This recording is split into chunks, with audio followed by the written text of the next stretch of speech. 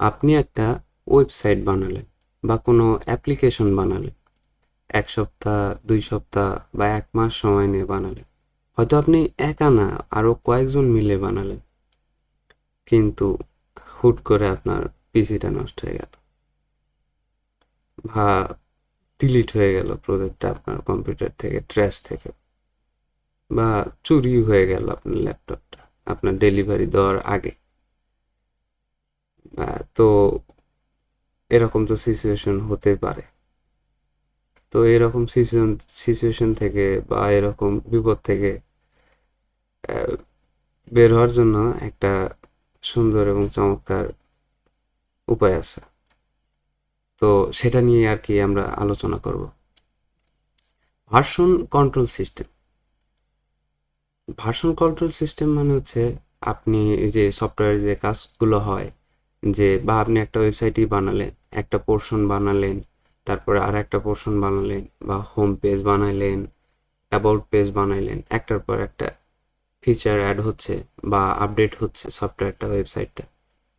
তো এই যে এই ভার্সনটা, একটার পর একটা ভার্সনটা, এইটার আর কি কন্ট্রোলের যে প্রসেসটা, যে যেইভাবে আর কি করা হয় সেটা।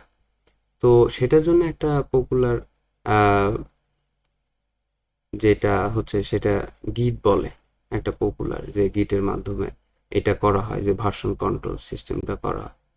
তো গিটের সাথেই আসা হচ্ছে গিট হাব, আরও অনেক কয়েকটা আছে। তো গিটের সাথে গিট হাবটা পপুলার আর কি। তো এই ভার্সন কন্ট্রোল সিস্টেমটা কি আর কি? তো এটা আর কি ওই যে বললাম যে চেঞ্জেস যে হচ্ছে আপনার ওয়েবসাইটে, যে প্রতিনিয়ত চেঞ্জগুলো হচ্ছে, সেগুলো আর কি ট্র্যাক করে। এই যে দেখে যে কিভাবে মানে আপনি একটা কাজ করলেন, তারপর একটা কাজ করলেন, তারপর একটু কাজ করলেন, এইভাবে আর কি যে চেঞ্জেসগুলো হচ্ছে এটা আর কি দেখে, কে চেঞ্জ করতেছে, কেন চেঞ্জ করতেছে, এই রকম আর কি। যে আপনার ওয়েবসাইটের বা সফটওয়্যারের ভার্সন বা একটা ফিচার কি কি কাজ করা হচ্ছে সেগুলো আর কি কন্ট্রোল করে। তো এটা এটা কেন দরকার? আপনি হয় একা কাজ করেন বা আপনি কয়েকজন মিলে কাজ করেন, উভয় ক্ষেত্রেই আসলে এটা ব্যবহার করা উচিত। একাধিক মানুষ কাজ করলে তো এটা লাগবেই অবশ্যই। আর এটার ভার্সন গুলো স্টোর করা, যে আগে কি ছিল, তারপরে কি হইলো, কোন ফিচার অ্যাড হইলো, এইভাবে আর কি স্টোর স্টোর করা হচ্ছে যে ভার্সনগুলো। আর যদি কোনো সমস্যা হয় যে আপনি আহ, একটা ফাইনালাইজ করলেন, এটা প্রোডাকশন বা ডিপ্লয় করবেন, লাইভ করবেন, তো দেখা গেল সেখানে কোনো একটা সমস্যা হইলো, তো চাইলেই কিন্তু আগের আগের ভার্সনে যাওয়া যাবে, যেখানে কোনো সমস্যা ছিল না। তো সেটা কিন্তু করা যায়। আর ব্যাকআপের ক্ষেত্রেও এইটা আর কি প্রয়োজন লাগে। তো অনেকভাবেই এই ভার্সন কন্ট্রোল করা যায়। যেমন লোকালি আপনি ধরেন একটা রেজুমি বানাচ্ছেন, সিভি বানাচ্ছেন, তো আপনি লিখলেন যে ডেমো, তারপরে আরেকটা বানালেন যে ফাইনাল, তারপর আবার কিছু আপডেট করে সেটাও আরেকটা বললেন ফাইনাল ফাইনাল, এইরকম। এটা লোকালি যেভাবে করে। আরেকটা হচ্ছে সেন্ট্রাল ভার্সন কন্ট্রোল সিস্টেম, যেটা আগে ইউজ করা হতো। আর এখন যেটা জনপ্রিয়, যেটা হচ্ছে ডিস্ট্রিবিউটেড ভার্সন কন্ট্রোল সিস্টেম। তো এই ডিস্ট্রিবিউটেড ভার্সন কন্ট্রোল সিস্টেমের যেটা পপুলার সেটা হচ্ছে গিট। সেটা আর কি অনেক জনপ্রিয়। এটা সফটওয়্যার ডেভেলপমেন্টের ক্ষেত্রে, আপনি ওয়েবসাইট ডেভেলপমেন্ট বলেন, অ্যাপ ডেভেলপমেন্ট বলেন, গেম ডেভেলপমেন্ট বলেন, বা আমি দেখছি অনেকে কোডিং রিলেটেড না এমন কোনো কাজের ক্ষেত্রেও আহ, এটা ইউজ করে, হয়তো বা আহ, বিভিন্ন প্রয়োজনে আর কি। যাই হোক, তবে এটা ডেভেলপারদের একসাথে কাজ করার সুবিধা দেয়।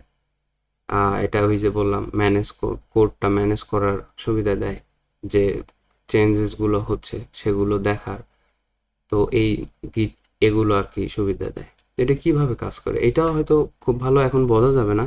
তবে এইটা এমন যে আপনি একটা ওয়েবসাইট, একটা পোর্শন, একটা ফিচার নিয়ে কাজ করলেন আপনার লোকাল কম্পিউটারে, তো সেটা স্টেজিং এরিয়াতে নিলেন, মানে আর কি এটা আলটিমেট ওই আহ, একদম চলে গেল না, কিন্তু স্টেজিং এরিয়াতে, তারপর আপনি ফাইনালাইজ করে এটা আপনি পাঠাইলেন। তো এরকম আর কি। তো এইভাবে আর কি কাজ করে যে আপনি প্রথমে লোকালি করলেন, তারপরে সবকিছু ঠিকঠাক আছে, তারপরে আপনি এটা পাঠিয়ে দিলেন। তো এই গিট হাব, যেটা কিনা প্রথমে গিট তারপরে হাব, তো এই গিট হাবটা হচ্ছে একটা ওয়েবসাইট যেখানে ভিজুয়ালি সবকিছু দেখা যায় যে হ্যাঁ আপনি এইটুকু করছেন, তারপরে এটা পাঠিয়ে দিছিলেন একটা ফিচার অ্যাড করে।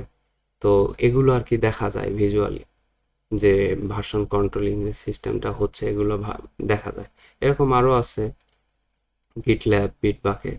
তো গিটহাব অনেক মানে আর কি জনপ্রিয়, তো এটা বেশিরভাগ ক্ষেত্রে ইউজ করা হয়ে থাকে।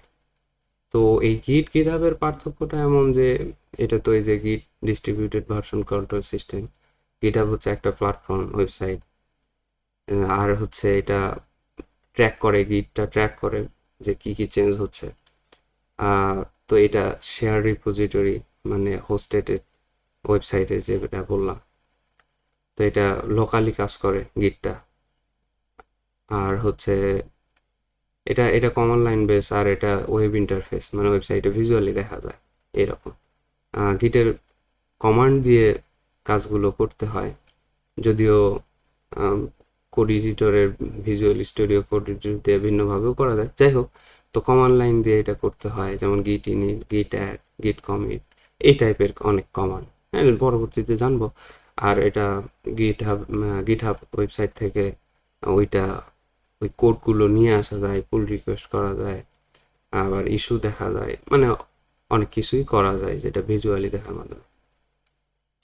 তো যাই হোক, হয়তো খুব ভালো বোঝা গেল না, তবে হ্যাঁ আমরা পরবর্তী ভিডিওগুলোতে আহ, এটা প্র্যাকটিক্যালি দেখব যে কিভাবে আপনার কোডগুলোকে আপনি সুন্দরভাবে গিটের মাধ্যমে গিটহাবে রাখতে পারেন, এবং ওইটা দেখতে পারেন যে কোডগুলো একটার পর একটা আপনি একটা পোর্শন, একটা ফিচার অ্যাড করতেছেন এবং কোডগুলো পাঠিয়ে দিচ্ছেন।